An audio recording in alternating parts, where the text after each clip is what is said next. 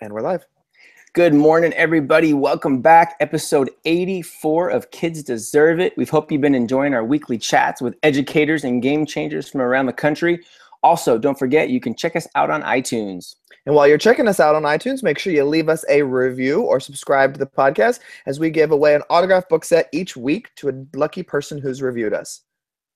Also, don't forget to check out our Kids Deserve It chat on Wednesdays at 8 p.m. Central Time and 6 p.m. Pacific. This week, we got another great guest, but first, we want to introduce ourselves. I am Adam Welcome, Director of Innovation in the Bay Area of California. And I'm Todd Nesloni, Elementary School Principal in Navasota, Texas. And our special guest this week is Trevor Muir, who we are so thrilled to have here. So thanks for being here, Trevor. Yeah, thanks for having me, guys. I'm a teacher in Grand Rapids, Michigan. Awesome. Well, we want to remind our viewers to participate in social media using the hashtag KidsDeserveIt, as we always love seeing the different things that are sticking out to you. So, Trevor, we got a few questions for you. So for those that don't know about you, man, tell us about yourself. Yeah, so I'm a teacher here in Grand Rapids. I am in my 6th year of teaching. I teach high school English, and I actually just wrote my first book, and we published it earlier this summer. It's called The Epic Classroom. So excited to tell you a little bit about that and just kind of the stuff I do in my classroom. I also make these videos for teachers to get people all jacked up about what we do. So that's another fun thing I get to do. Yeah, you do some Nice. awesome stuff, Trevor, which is why we wanted to have you on here. But first, I want to talk about your book, The Epic Classroom. I've gotten to read it, and I got to tell you, I loved it. It was fantastic. I've followed your stuff for a while, so getting to be able to read the book and kind of see another perspective from you was really great. So for our people who are listening that may have not heard of you or the book, can you tell us a bit about it and how it came to be? Yeah, thanks, Todd. And actually, I sent it to Todd before we even really connected, just to see what you thought about it. And so you were one of the very first readers ever of it, and I appreciate that. No, the book is all about engaging students. So the subtitle is How to Boost Engagement, Make Learning Memorable, and Transform Lives. I grew up in a very traditional school environment that was frankly extremely boring and not engaging. And I knew how to play the system well enough to get by and do well enough in it. But I wasn't motivated. I wasn't excited about the work. And so in my classroom, I really try to figure out how can I engage my students? And I find the best way to do that is to really engage them with a story and make them realize that we're all on this journey. We're all in this story. And if we treat school that way, it can be engaging and it can be memorable. So it's really, the book is about actually framing what we do in the classroom with the elements of a story. So injecting real conflict into the room, having students as characters journeying on a plot to solve this conflict. And when I say conflict, I mean like serving refugees or finding out that World War II veterans live in our community, but they're dying. And so how do we capture their stories and remember the lessons that they have to leave us? And then tying in all of our content to that work. So we're still learning English, still learning history, still learning math, science, but we're doing it with real authenticity. So it's my spin and my take on project-based learning. Awesome.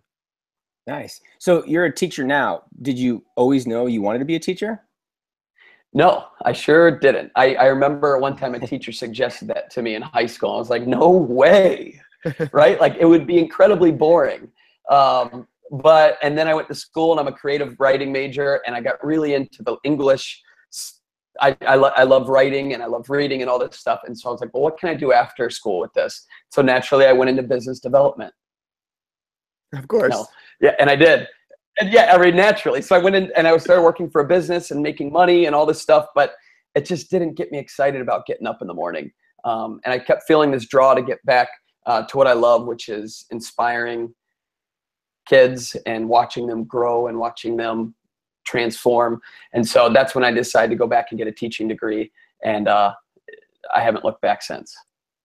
Well, you've built quite the following on Facebook with your incredible inspirational videos that you make that are like professional quality. I've always been so impressed by how nice they look. But the messages are there too. So where did that kind of idea come from to want to do something like that?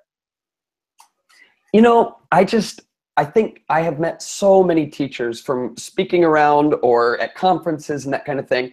And there is just such a phenomenal group of professionals in this country that I just don't think they get the love that they deserve.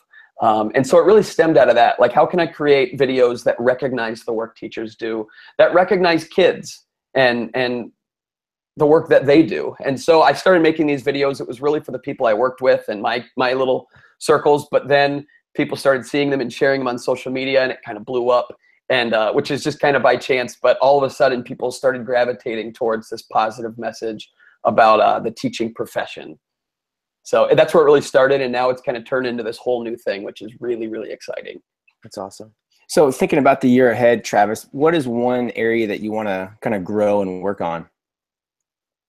You know, one of the things that I talk a lot about in the book is making learning authentic. So having real authenticity in whatever the work that is that we're doing.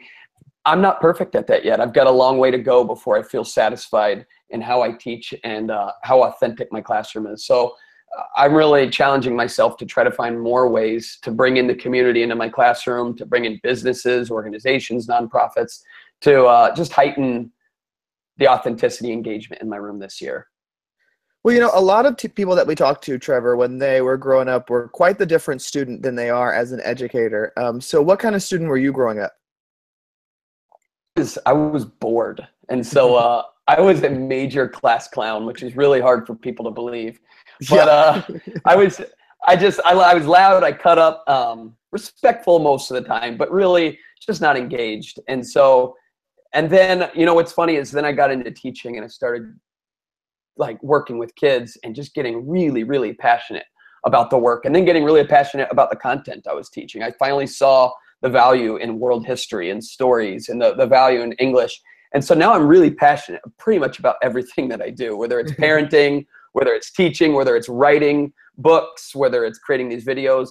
And so I was really disengaged and uninspired for most of my high school and middle school and elementary career. And I'm really inspired about what I do now. Awesome. So in Kids Deserve It, Trevor, we talk a lot about inspiration and being challenged by people. And who is someone that inspires or challenges you to be better? You know, I did my student teaching with a teacher. Her name is Sherry Steelman, and she's been teaching for over 40 years. And every single year, she tries to do something brand new in her classroom.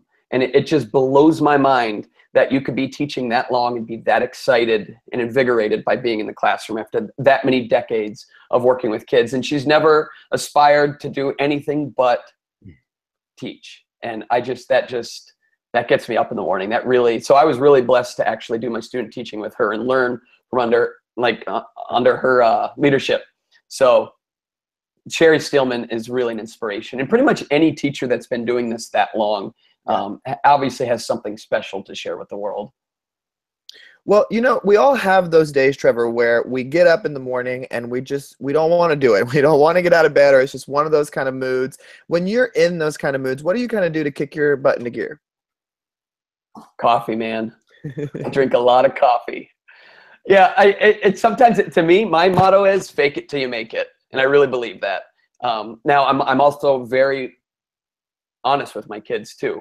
When my children were infants and they were up all night, I'd come into school and I would be knocked out and tired, and I'd be straight up with my kids. I'd say, guys, I'm beat today. I really need your help. And that vulnerability and honesty works. It always works with kids if they know that you're being honest. But sometimes I make myself feel energized, and the kids feed off that energy, and then eventually it's contagious and you start to actually feel it. So fake it till you make it, but also vulnerability and honesty.